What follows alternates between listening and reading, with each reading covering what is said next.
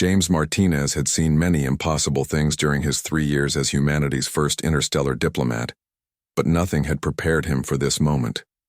The crystalline palace of the Zephyrian Empire stretched endlessly around him, its walls pulsing with bioluminescent patterns that responded to the emotional states of its inhabitants. Right now, those patterns flickered with shock, confusion, and something that might have been fear. Behind him, pressed against his legs and trembling, was Prince Kyrix, heir to the most powerful alien civilization humanity had ever encountered. The child's translucent blue skin had turned a pale silver with terror, and his forearms clutched desperately at James's diplomatic uniform.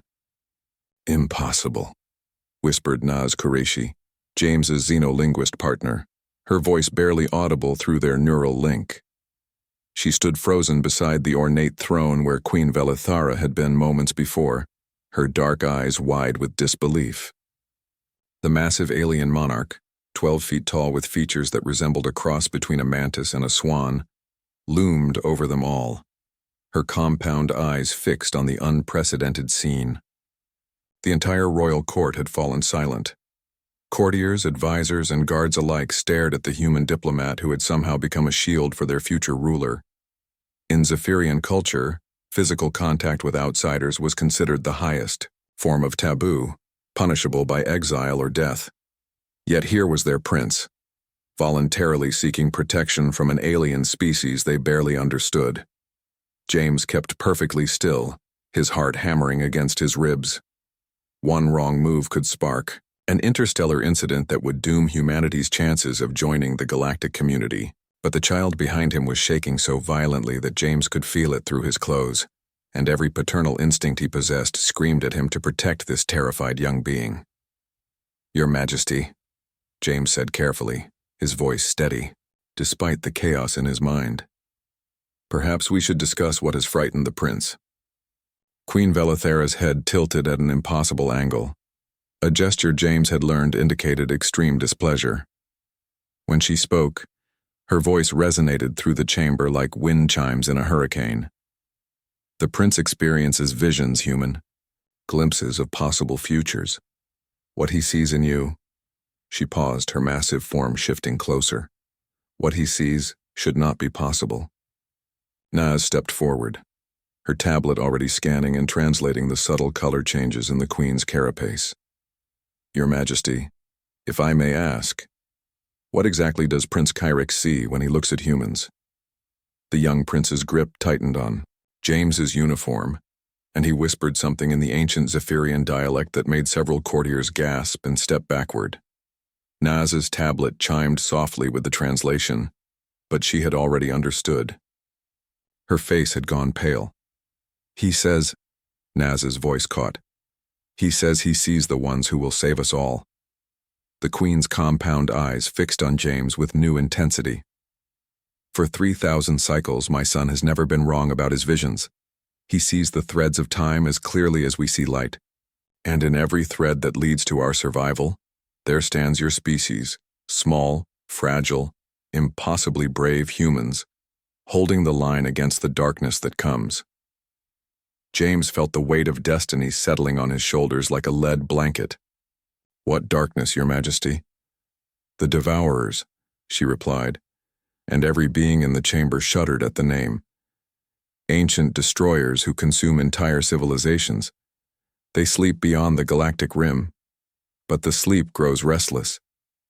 My son sees them waking, sees them coming, and he sees that only humans possess what is needed to stand against them."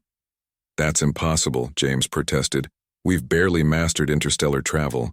Your civilization has existed for millennia, with technology that seems like magic to us. How could we possibly—" "Because you are chaos," Prince Kyrix suddenly spoke, his young voice carrying surprising strength. He stepped out from behind James, his silver skin slowly returning to its normal blue hue. "Every other species in the galaxy follows patterns. We are predictable. The devourers learn our patterns, adapt, consume. But humans—" He looked up, at James with eyes like liquid starlight. "Humans break every rule. You succeed where logic says you should fail. You find solutions that do not exist. You are the variable that cannot be calculated.